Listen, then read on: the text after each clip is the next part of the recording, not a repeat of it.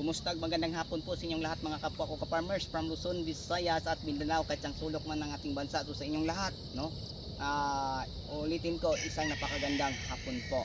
Okay, so sa nanghingi ng update sa ating talong, ito na po siya mga kapwa ko ka-farmers. Napakaganda na po kasi nagsisimula na po silang namulaklak at saka may mga maliliit na bunga na ating makikita. So ito na po ang recovery po ng ating talong na ang variety ay Calixto F1, kung saan mga kapwa ko ka-farmers ay nakaka-recover na sa bagyong Christine. So alam natin nung nakaraang linggo, nadapa po ang mga pananim natin, pati yung ampalaya natin. Yung ampalaya na kahit isang talbos wala tayong nakitang hindi na putol-putol, tapos mga 50% sa mga dahon niya ang nalaglag. Pero sa ngayon mga kapwa ko ka-farmers, sobrang dami na ang bunga. Then tapos yung talong nating nanapa, no, sa bagyong Christine, ito na, balik na po ang kagandahan, nagbunga na naman ulit. So yun na po mga kapwa ko ka-farmers ang i-update ko sa inyo. So napakaganda po itong ampalaya natin kasi yun po ang Galaxy Max F1, at saka yung talong naman natin, ito po ang Calixto F1. Tapos yung bagong tanim natin mga kapwa ko ka-farmers, samahan nyo ako at ipapasilip ko po sa inyo. So tingnan nyo, sobrang kapal at ganda ng talong natin. Yan. So ito po ang talong natin dati na lagpas tao, na nadapa sa bagyong Christine.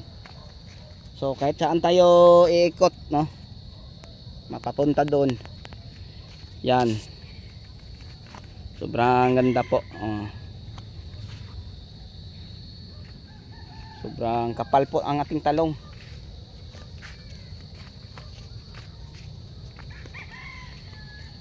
Tapos yun po ang bago nating tanim. Malapit na po itong mapipitasan natin. Yan, no? Sobrang ganda na mga ka-farmers, oh. Nakakatuwa na po kasi may mga maliliit na bunga at bulaklak din nating makikita. So yun po si Calixto F1. Yan. Napakaganda po. Kahit maraming nabali sa hangin, pero ngayon maganda na.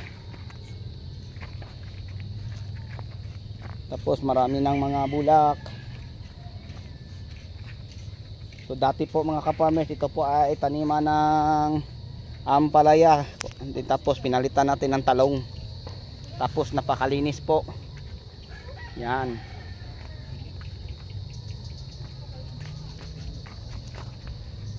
Sobrang linis. So hindi tayo mabibitin sa linis. So sa inyong lahat, hanggang dito na lang. Maraming salamat po.